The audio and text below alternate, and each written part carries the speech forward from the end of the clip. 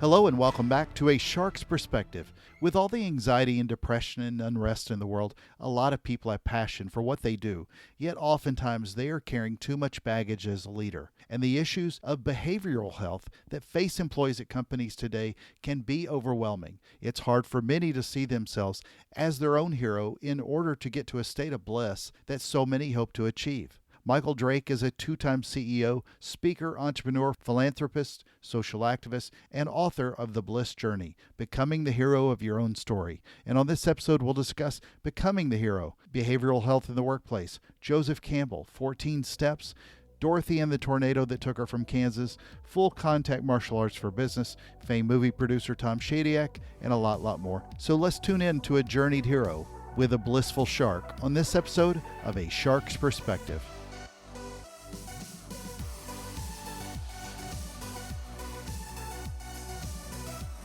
Michael, thank you so much for joining us today on A Shark's Perspective. For those in the world who haven't been lucky enough to know you for a decade, tell us a little bit about your background and your career to date. Well, I'm a native Memphian. I have been in the technology business for over 30 years. I just sold my company, Master IT, in November. So I'm entering the third act of my life. My professional career was kind of based in 15-year increments. I was with a very well-known global company called Econocom Group, which is based in Paris, France. I ran the United States operations for them for 15 years, started my business, Master IT, in the technologies and service space 15 years ago. And so here I am as a new author and trying to get this message of the Bliss Journey out to as many people as I can. Well, it's a really interesting name, The Bliss Journey. It's a wonderful book. I think it's really poignant when you think about all the normal problems we have with behavioral health, but especially today with everything going on in the world with social unrest, with the amount of anxiety that so many people are carrying because of the pandemic. But tell us, if you will, what was the impetus for really the name and what is The Bliss Journey? Well, two things. The term bliss to me is not used often enough. And I define bliss as the powerful intersection of purpose and peace. And I think we need so much of that today. And then the second line of the title is becoming the hero of your own story. And it's really all based on the teachings of Joseph Campbell, who was a famous 20th century professor, Sarah Lawrence professor, who specialized in comparative mythology and comparative religion. His magnum opus was a book in 1949 called The Hero with a Thousand Faces. And in that, he coined the term the hero's journey. And it's really the framework for how we tell stories and why we tell stories. Because as human beings, we're all wired for connection and we're wired for story. And I think what we're living through today is perfectly evident of that. Campbell's theory had three parts. So you have an ordinary hero who is living their ordinary life, and they go through three distinct phases. The first being separation. So we were all living our very ordinary lives in February before the pandemic struck, and that was our separation. And I use also Dorothy from The Wizard of Oz in that story as an analogy to help people follow along with what these phases are. So obviously Dorothy was living in her black and white world in Kansas on the farm until her separation occurred, which was the tornado. So we're all experiencing that same tornado today. The second phase, Campbell called initiations, and those are trials. And so the hero then, like Dorothy, went on a series of adventures with her new friends, which were really archetypes that represented behavior that was already within her. She was equipped for the trip the whole time. She just didn't know it. And obviously she had to retrieve the broomstick of the wicked witch to then enter the third phase, which is to return home, the return. And so we're going through all of these initiations today, all of these trials from a health perspective, both physical and emotional, obviously a financial crisis, and even now civil unrest. And so when we come through this, there will be a return. And Campbell really talked about the fact that when the hero is in a crisis, they win a victory and they return home transformed. And the transformation is not just for the hero, it's actually for the rest of the tribe. And I think that is what we're experiencing today. And as we come through all of these events, it's not going to be just the victory that we win, but it's what we're going to be able to share with other generations, other people, so that they can learn from what we've been through. So that's why I use the premise of the Bliss journey, actually the hero's journey, and it's all about becoming the hero of your own story because everybody has a story, and we're all navigating in a similar storm, but we're navigating in different boats. And I want to encourage people that they are the hero of their own story, and when they take ownership of that, then they can move towards their bliss. So when you were president of Econocom and then you go to a startup, obviously there's a lot of difference in what you went through mentally and financially and everything else. But what were some of the lows that you had to overcome that helped you realize where you were today as a state of bliss? Great question. So when I was with the Econocom Group, obviously a global publicly traded company, I took for granted how many resources I had at my disposal all the time. I traveled all over the world, and I was able to interact with some of the brightest people that I've ever worked with. And then when I left that role to become an entrepreneur, I was staring at a blue screen and starting over from nothing. And the first realization I had to come to was that the role that I played had nothing to do with my identity. I was still the same person, but I didn't have the same resources. And we bootstrapped our company. So I had to go through a very difficult financial time for over 2.5 years. I had to build a team myself. And while I was going through all of that, I had to act like everything was just Yeah, great because yeah, my team was fully dependent upon me. right. They took their cues from my body language and certainly my behavior.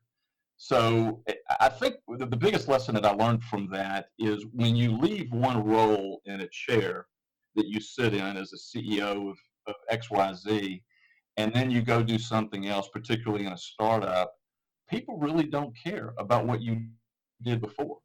It's all about right now. And you have to have a healthy relationship with that and be okay with that.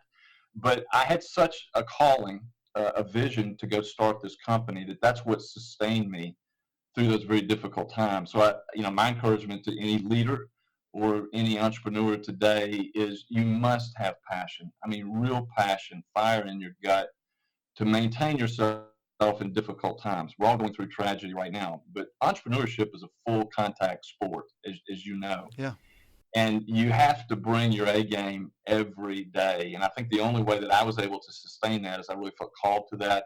And I was incredibly passionate about that company.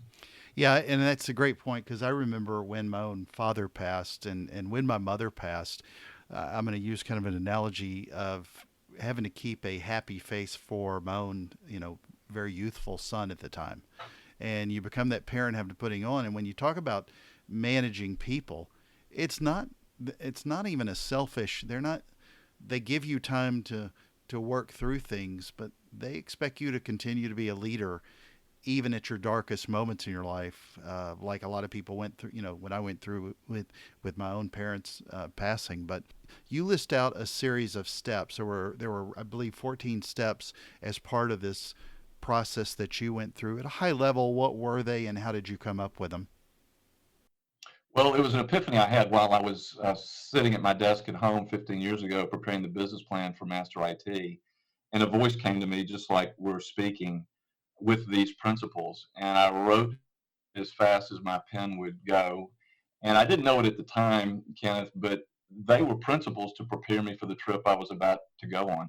And so here I am on the other side of it 15 years later, and I had many stories to share to illustrate those principles, again, to encourage people, if they haven't figured it out already, that they are the hero of their own story.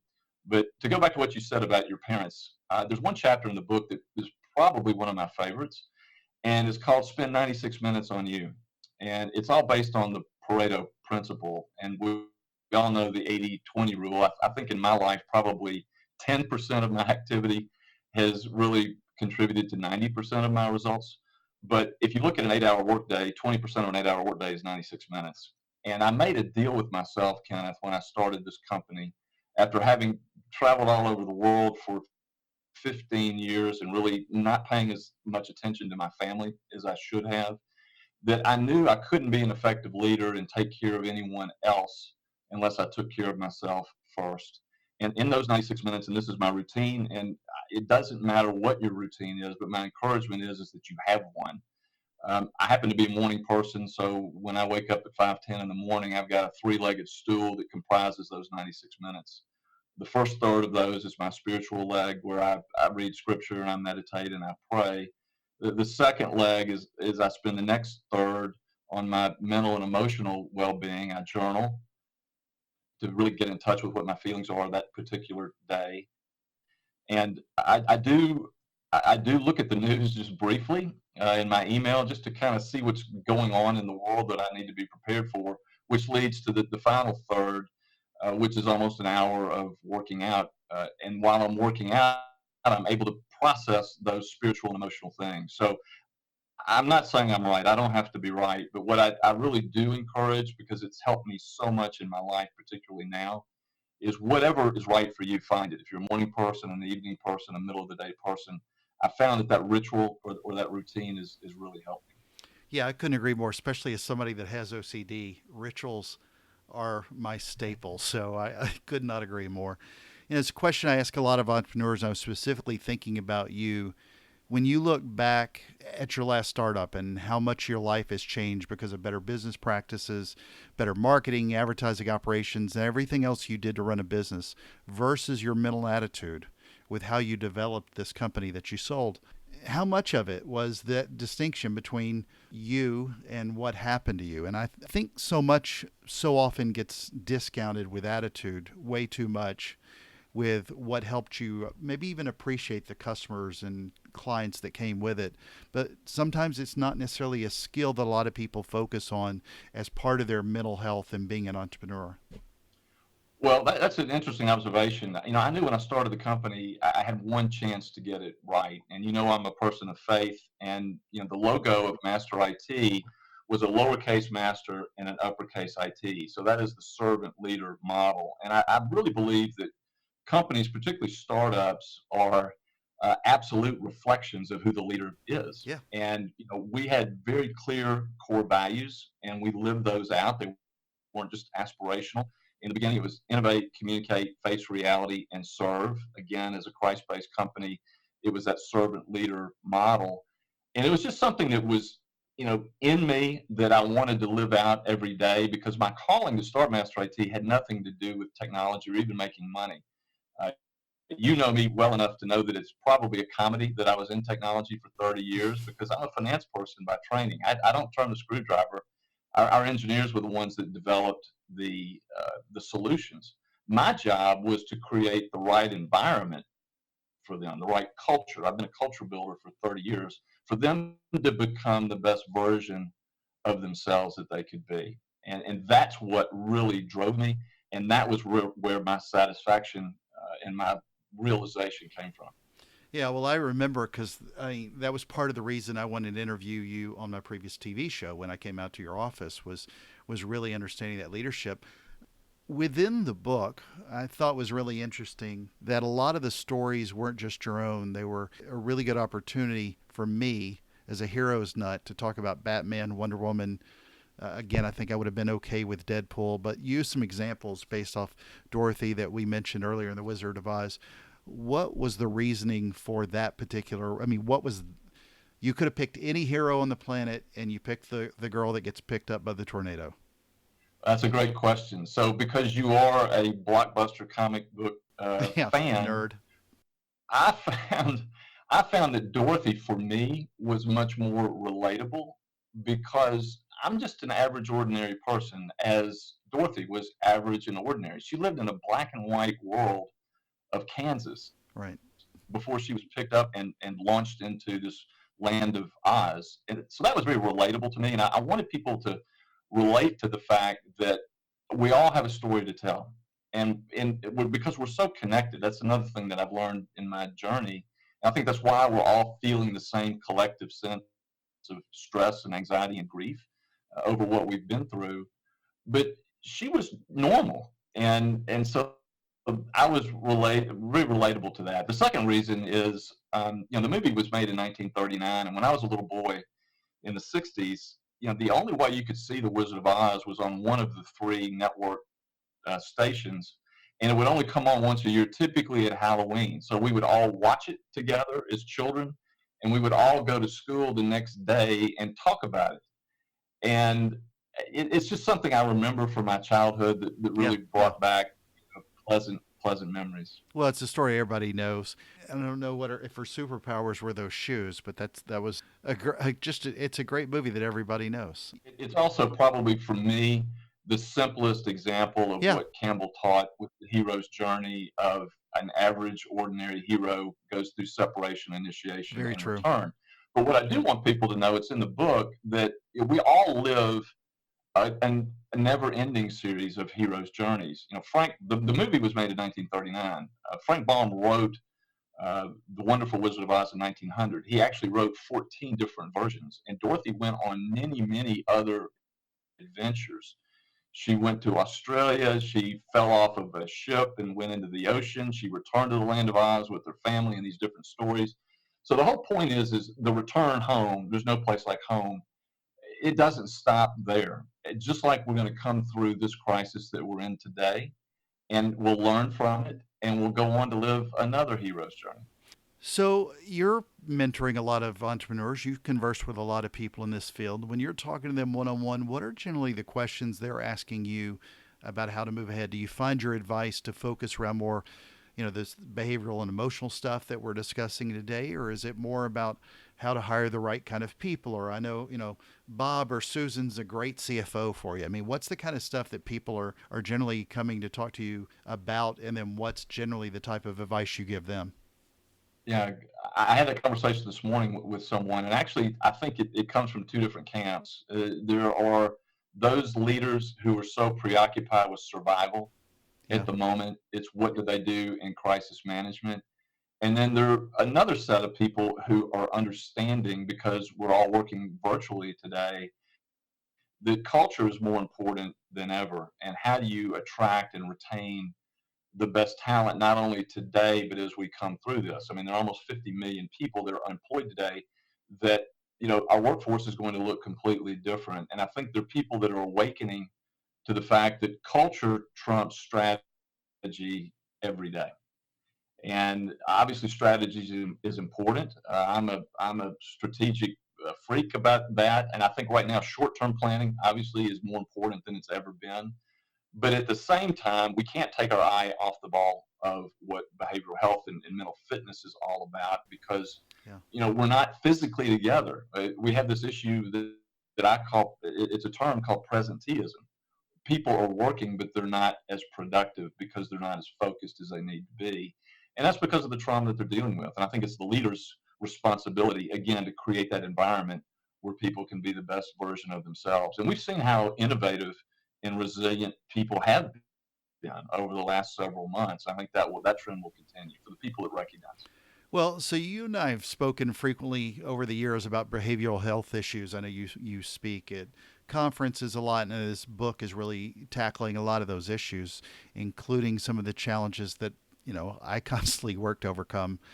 But I've tried to help others as well in order to better themselves. I mean, obviously, this pandemic and social unrest, it's put people at a whole different level of and state of depression, anxiety. How has what you've learned with developing a state of bliss help you personally overcome it and try to deal with it, both you personally and as an employer? Because as a CEO, I know you have some really good additional insight into statistics that will surprise a lot of people with the numbers of employees that go to work every day with behavioral health issues through some sort of addiction or you name it. Yeah, we could talk about the statistics all day long, and of course we don't have the data yet for Yeah, what they would be post true. pandemic. Post pandemic. But 80% of adults suffer at least one behavioral health issue every 5 years. Again, pre-pandemic, and only 20% of them actually seek help for it. And ones that do seek help for it, they get great results 80% of the time. But because of stigma and other reasons, they haven't been approaching that. So but back to the question, in terms of what people can be doing, I think it's just to be aware and to be able to be vulnerable enough. And I think from a leader's perspective, I know in my own particular case, I come from a long family history of anxiety, depression, and even suicide. Is when I became transparent and I became vulnerable about that, it allowed me to be a much more effective leader because people could relate to me so much better. And there was a level of trust that elevated, and then people would begin to tell me things about themselves that really made it easier to manage because I knew what was going on not only inside of their minds but also inside of their hearts. So I hope that's something that we can take from this. A pandemic would be a terrible thing to waste.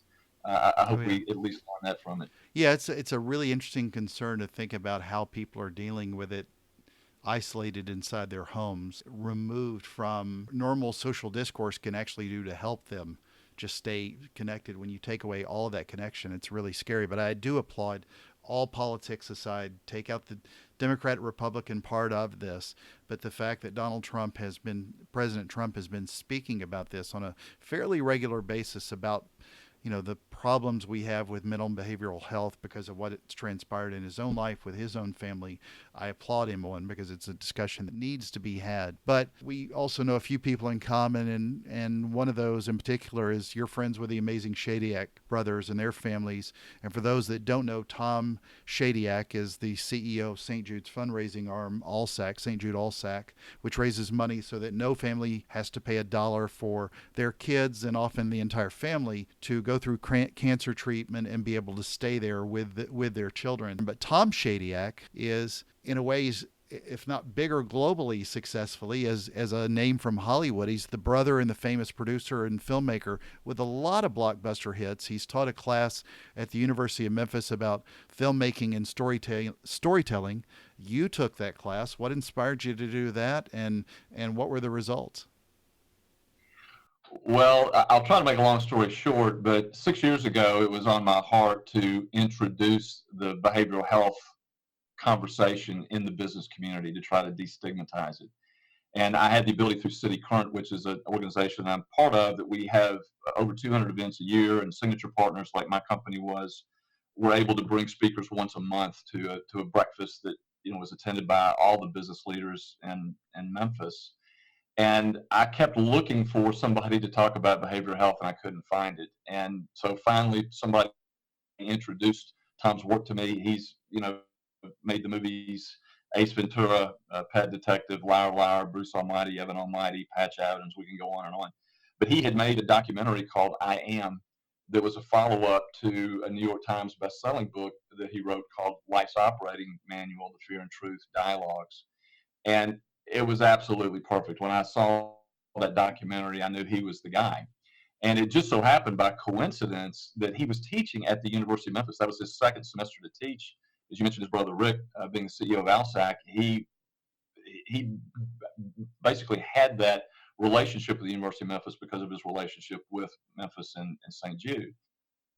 And my daughter, who was in college at the time, was actually taking the class. So after Tom spoke at our event and it was very successful, I just went to the class that next Monday night to thank him. And he said, "Why don't you just stick around?" And I never left. I was there for 3 years, and we became very good friends. And I've been kind of a part of what he's been doing with One Family Memphis and Memphis Rocks ever since. And what were your grades? It's an audit class, so there was no grade. He served pizza Nice. with every class, and not me as an adult, but he gave a bicycle to every one of his students that completed the class because he said when life tells you to get really serious, you should get really serious about having fun. Yeah. And my daughter got a bite and still has it today. Well, Michael, as a shark fanatic, I ask this of all my guests on shows. What is your favorite kind of shark and why? Got to be a hammerhead just because of the uniqueness of Yeah. the way they look. Good one. Good call. Michael, it's that special time of the show. Are you ready for the 5 most interesting, important questions that you're going to be asked today? Bring it. We talked a lot about heroes and the hero's journey today. So, first question is Spider-Man or Iron Man? Ooh, Iron Man. Okay. Number 2. So you talked about Joseph Campbell a lot. Campbell soup question: chicken noodle or cream of wheat? Ooh, definitely chicken noodle. Yeah, I don't even know anybody that likes cream of wheat. All right, number 3, Wizard of Oz question: the Tin Man or the Cowardly Lion? Tin Man. Nice. All right, number 4. It's a Tom Shadyac film question. Ace Ventura, Pet Detective, or Liar Liar? Definitely Liar Liar. Yeah, I just watched Ace Ventura, Pet Detective not that long ago. It was a lot funnier and more ridiculous than I ever remember, but it did have a shark in it. And the number 5 and the most important question that you're going to be asked today is biscuits or cornbread? Cornbread. I'm a Southerner. All right. Well, Michael, where can people find out more about you, get a copy of the book, keep up with what your thoughts are, and advice as a CEO and former entrepreneur and more?